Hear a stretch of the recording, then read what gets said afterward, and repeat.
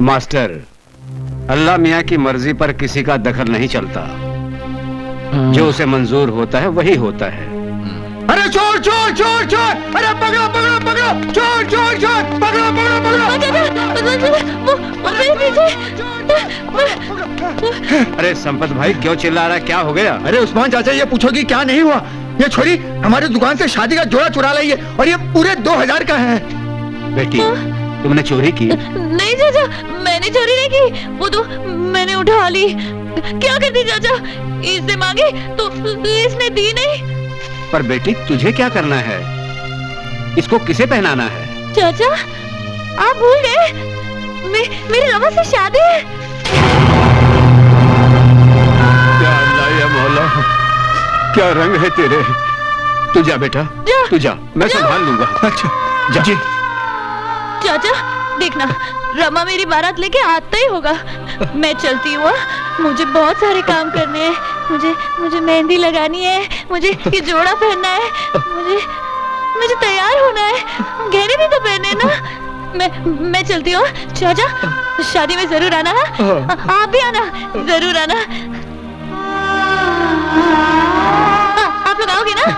देखो चाचा, चाचा रमा आ रहे हैं, सेना बांध के घोड़ी पर मेरी बारात लेकर आ रहे हैं। मैं चलती हूँ, मुझे बहुत सारे काम है। मेरा रमा आ रहे हैं। रमा, मैं आ रही हूँ। रमा की याद में सुध-बुध खो बैठे बेचारी, बिल्कुल पागल हो गई है। मास्टर, तेरी आंख से आंसू। काश तूने अपने बेटे को जीते जी समझ लिया होता तो आज तेरी आंख में आंसू ना होते।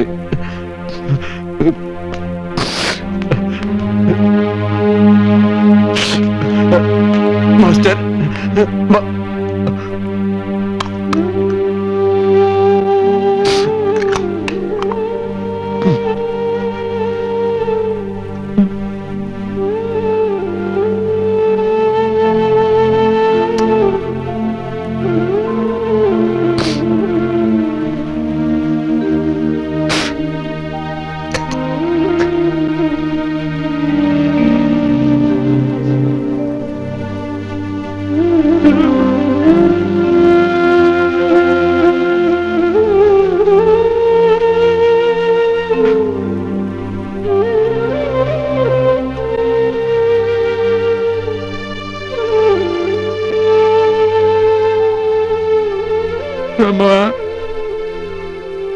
रमा मेरे बच्चे,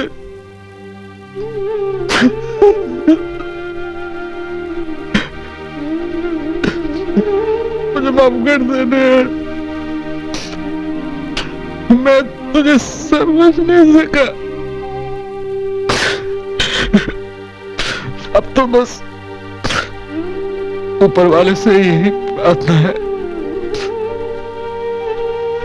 कि तुझे हर जन्म में मेरा ही बेटा बना कर भेजे।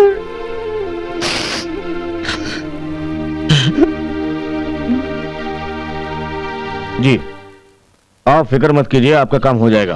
ओके।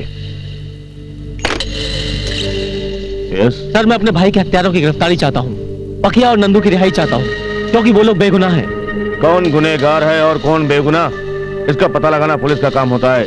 ये दंगे और फसादों में जो हत्याएं होती हैं, उनके हत्यारों का पता करना बहुत मुश्किल काम है। इसमें वक्त भी लगता है, इसलिए यहाँ आकर मेरा और अपना वक्त जाया मत करो। सर, आज मैं आपसे फिर कह रहा हूँ कि मेरे भाई की हत्या नटवर और उसके साथियों ने की है। तो तुम चाहते हो कि मैं तुम्हारे कहने में आकर किसी को गिरफ्तार कर लूं? अरे भाई, पुलिस इंक्वायरी भी कोई चीज होती है। मैं देख रहा हूँ कि पुलिस इंक्वायरी क्या चीज होती है, अच्छी तरह से देख रहा हूँ मैं। तुम जानते हो तुम किससे बात कर रहे हो? मैं जानता हूँ, एक पुलिस कमिश्नर से बात कर रहा हूँ, और इस देश के कानून को भी अच्छी तरह से जान गया हूँ मैं। अपना इरादा बदल लीजिए, वरना बदलता हुआ समय आपको ऐसी जगह उठाकर फेंक देगा जहां आप खुद अपने आप को ढूंढ नहीं पाएंगे। अरे माँ का भगत, तू कमिश्नर है या घसियारा?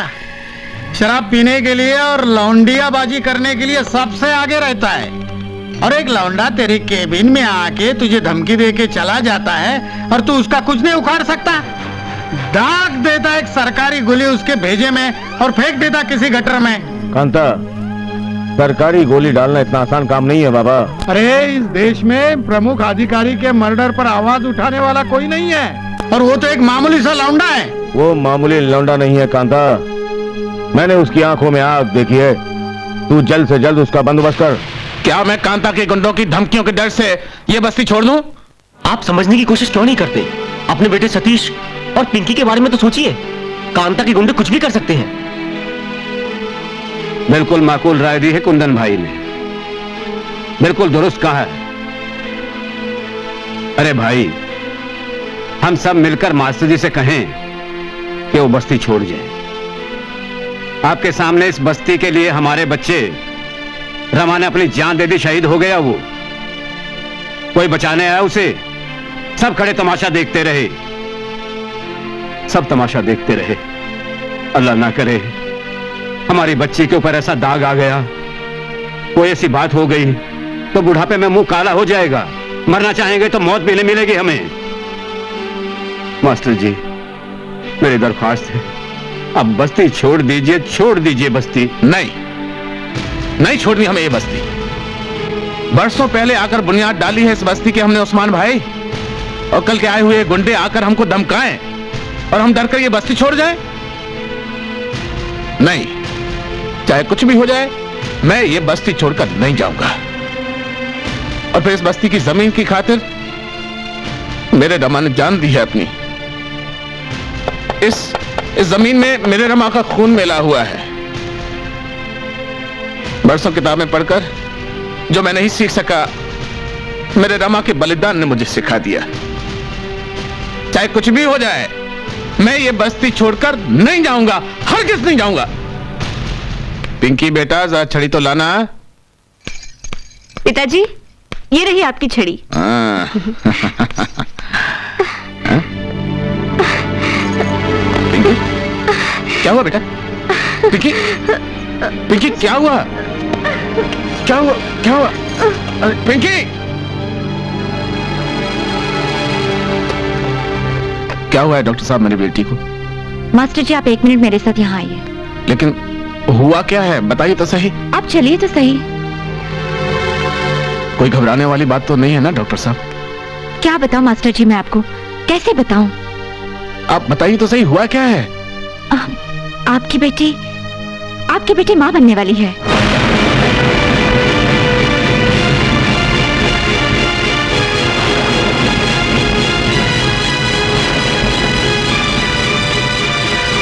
अरे आप अंदर नहीं जा सकते। मुझे तुम्हारे मंत्री से मिलना है। क्या हो रहा है वहाँ? साहब, ये सज्जन आपसे मिलने की जिद कर रहे हैं। आने दो, आने दो।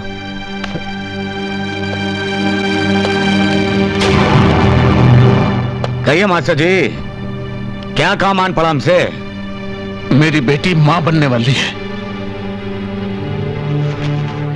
अच्छा मंत्री महोदय, अब हम चलते हैं। नमस्ते। भाई वाह, ये तो बड़ी अच्छी खबर है। मुबारक हो, मुबारक हो। भाई क्या खाली यहाँ चले आए, कुछ मिठाई उठाई ले आते। अच्छा है क्या जो मिठाई नहीं लाए। हमने कौन सी खानी थी? हमें तो भाई डायबिटीज है, न जाने कितनी गंदी बीमारियां हैं। सब जान गया हूं मैं। तुम दरिंदों ने मेरी बच्ची के साथ किस तरह हैवानियत का खेल खेला है। ओह, अच्छा अच्छा अच्छा, तो आप इसलिए हमारे पास आए। भाई मास्टर जी, आपको तो खुश होना चाहिए कि उस बच्चे का बाप इस महान देश का नेता है। कमीने, तूने हाय ली है एक बेबस बाप की। भगवान तुझे कभी माफ नहीं करेगा। तूने मेरी बच्ची को कहीं का नहीं छोड़ा। मास्टर जी रोते नहीं हैं, रोते नहीं हैं। ये आंसू पोछिए, आंसू पोछिए, पोछिए। अब क्या है कि मास्टर जी, मैं अकेला नहीं था, मेरे साथ मेरा दोस्त कमिश्नर भी था। भाई मास्टर जी, आप मायूस हैं? आपको तो खुश होना चाहिए कि आपकी बेटी का शुभारंभ इस देश के महान नेता और कानून के हाथों से हुआ है। कमीने, कमीने में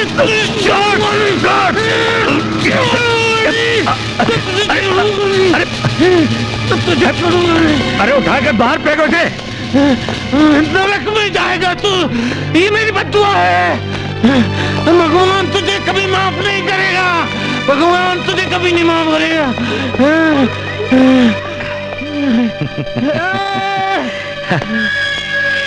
भगवान तुझे कभी माफ नहीं करेगा।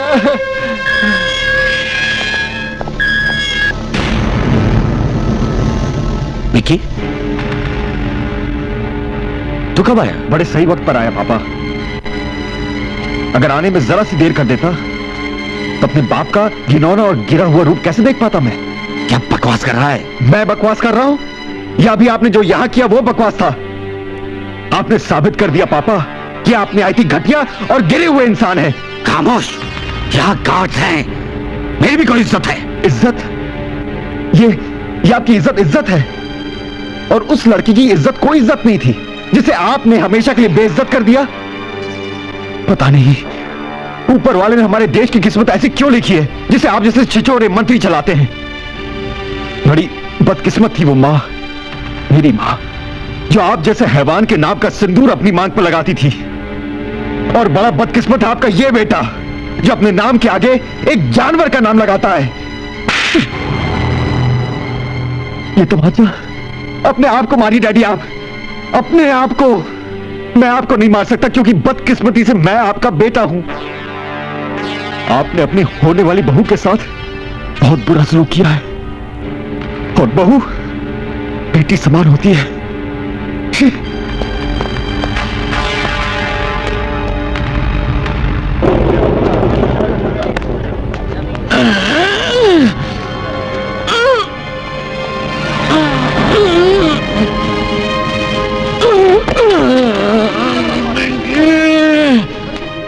मास्टर, सतीश भैया, मास्टर जो वहां गिर गए थे उन्हें सीधे हॉस्पिटल ले गए हैं। क्या?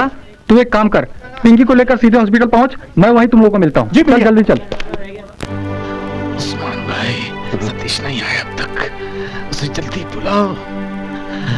उस्मान, आप फिक्र मत करो, सब ठीक हो जाएगा। उसे जल्दी बुलाओ, वक्त बहुत कम है।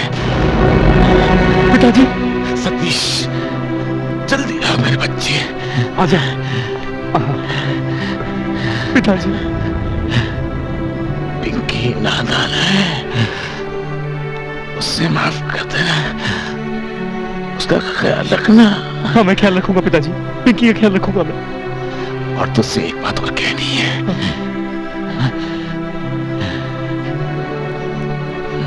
मैं रमा का गुनहगार हूँ, तेरा गुनहगार नहीं बनना चाहता। ऐसा क्यों कह रहे हैं पिताजी? आप फिक्र मत कीजिए, सब ठीक हो जाएगा। इस बेरहम दुनिया में बुज़दिल होकर मत जीना। रमा की तरह अपनी आवाज बुलंद रखना। पिताजी, हाँ पिताजी। बुज़दिल बनकर अपने आप को जिंदा रखने से अच्छा है बलिदान देकर अपने नाम को जिंदा रखना। जैसे मेरे रमा का नाम जिंदा है। पिताजी, अरे नहीं पिताजी, पिताजी। मास्टर, या अल्लाह, ये क्या कर दिया?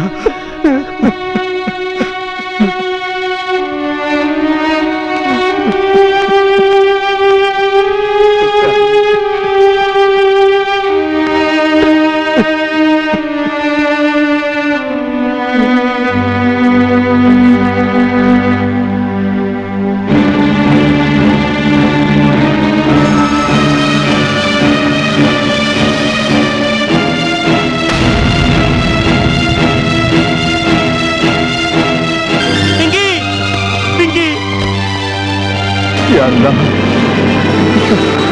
पिंकी, पिंकी, या खुदा।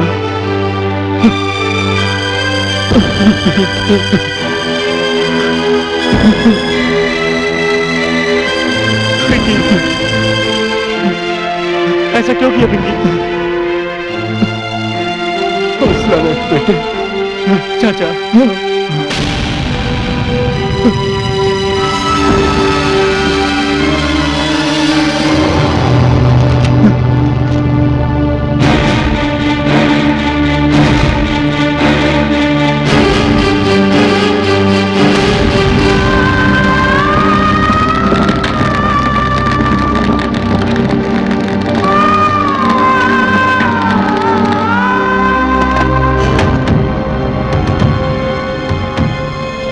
दुनिया में हर एक आदमी कोई ना कोई जुबान समझता है। कोई गुजराती समझता है, कोई मराठी, कोई पंजाबी, और कुछ लोग हैं जो सिर्फ इसकी जुबान समझते हैं।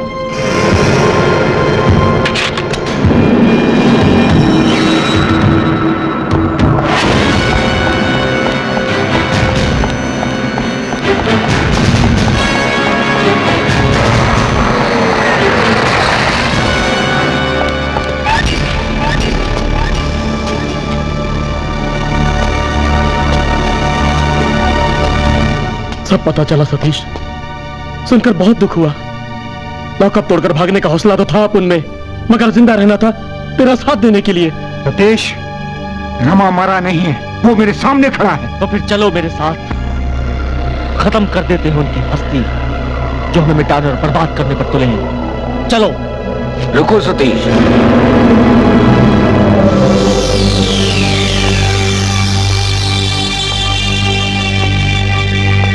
जोश का जो हथियार है ना, उसने कभी किसी दुश्मन का खात्मा नहीं किया।